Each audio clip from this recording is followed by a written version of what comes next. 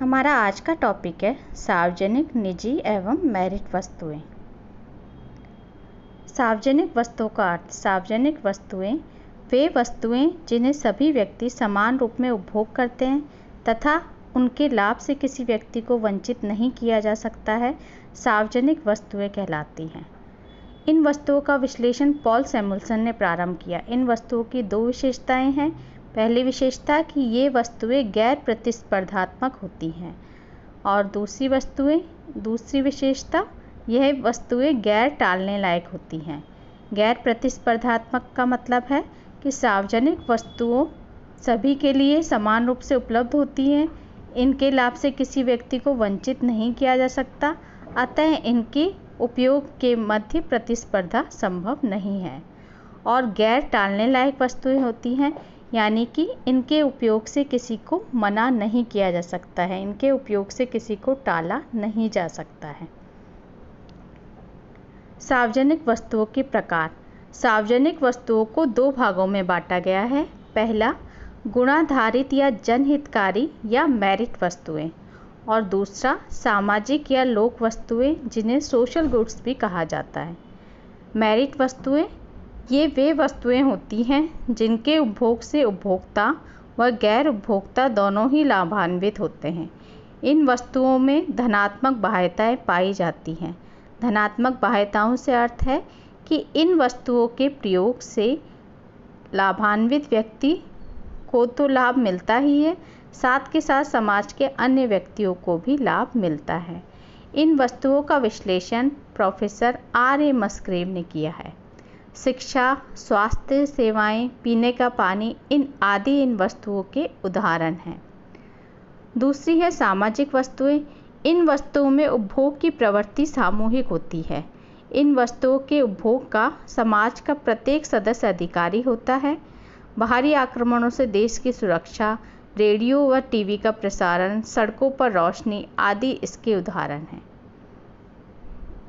अब सामाजिक और मेरिट वस्तुओं में अंतर देखें तो सामाजिक वस्तुएं और मेरिट वस्तुओं में अंतर हम निम्न बिंदुओं के आधार पर देख सकते हैं।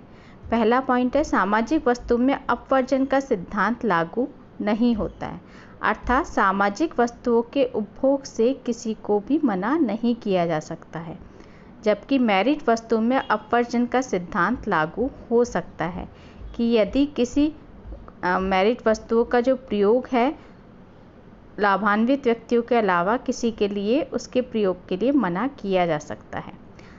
सामाजिक वस्तुओं में सभी लोगों को समान संतुष्टि प्राप्त करती है, जबकि मेरिट वस्तुओं में संतुष्टि की मात्रा अलग अलग प्राप्त हो सकती है। इन वस्तुओं की पूर्ति, सामाजिक वस्तुओं की पूर्ति सार्वजनिक बजट के द्वारा होती है, जबकि मेरिट वस्तुओं की पूर्ति बजट के साथ साथ कीमत द्वारा भी संभव है कि बजट के अतिरिक्त भी कीमत के द्वारा सरकार मेरिट वस्तुओं की पूर्ति उपलब्ध करवा सकती है।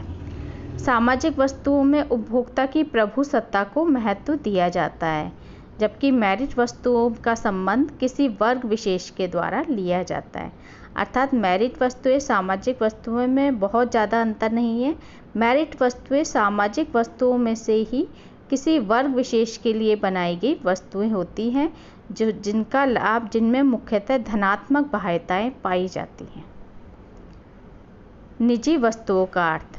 निजी वस्तुएं वे वस्तुएं होती हैं जिन्हें कीमत प्रणाली के माध्यम से संतुष्ट किया जा सकता है। इन वस्तुओं को प्राप्त करने के लिए उपभोक्ता को विनिमय शर्तों को पूर्ण करना होता है, अर्थात यदि एक उपभोक्ता दूसरे व्यक्ति से कोई वस्तु प्राप्त करना चाहता है तो उसे उस व्यक्ति की शर्तों को पूर्ण करना होगा, अन्यथा वह वस्तु के उपभोग से वंचित रह जाएगा। इसे अपवर्जन का सिद्धांत कहते हैं। इन वस्तुओं का उत्पादन व्यक्तिगत अधिमानों के आधार पर किया जाता है। उपभोक्ता अपना अधिमान या वरीयता कीमत के रूप में व्यक्त करते हैं। जो व्यक्ति कीमत का भुगतान करता है वह उसी व्यक्ति को ही निजी वस्तुओं की प्राप्ति होती है। सार्वजनिक एवं निजी वस्तुओं में अंतर। सार्वजनिक वस्तुएं गैर प्रतिस्पर्धी होती हैं, जबकि निजी वस्तुएं प्रतिस्पर्धी होती हैं। सार्वजनिक वस्तुओं में अपवर्जन का सिद्धांत लागू नहीं होता है और निजी वस्तुओं में अपवर्जन का सिद्धांत लागू होता है।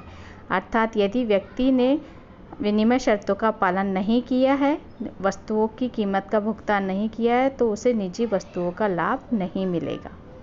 सार्वजनिक वस्तुएं अविभाज्य होती हैं, अर्थात इन वस्तुओं को विभाजित नहीं किया जा सकता, ये सभी के लिए समान रूप से उपलब्ध होती हैं।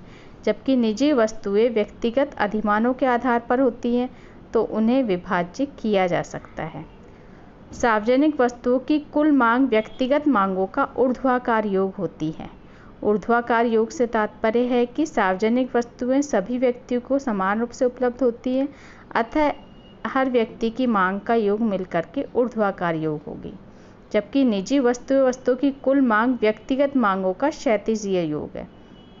क्षैतिजीय योग सभी व्यक्तियों को अलग अलग जो जितनी कीमतों का भुगतान करेगा उसके आधार पर, उसकी क्षैतिजीय योग के आधार पर वस्तुओं की कुल मांग तय होती है।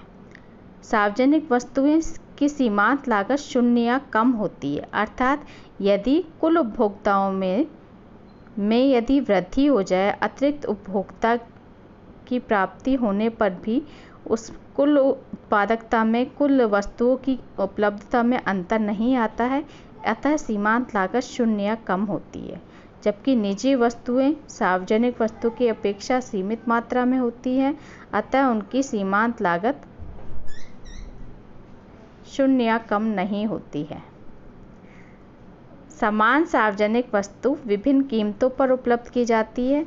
उदाहरणतः टोल टैक्स कि टोल टैक्स समान सार्वजनिक वस्तुएं लेकिन अलग अलग कीमतों पर उपलब्ध किया जाता है। जबकि निजी वस्तुएं समान निजी वस्तु समान कीमत पर उपलब्ध की जाती है।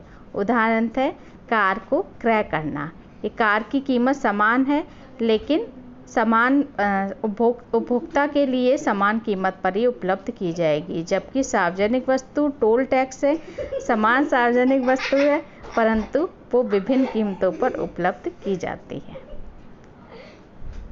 Thank you.